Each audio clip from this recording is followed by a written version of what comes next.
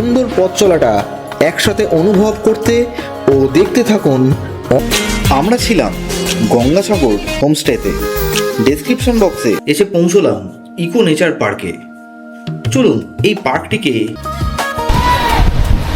ये zip line और ये अदर एक्टिविटी करने के लिए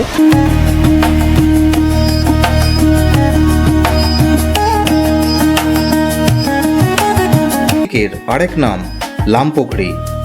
এই হ্রদের আকৃতি অনেক এবং এই হ্রদের প্রধান আকর্ষণ হলো 100 টাকার বিনিময়ে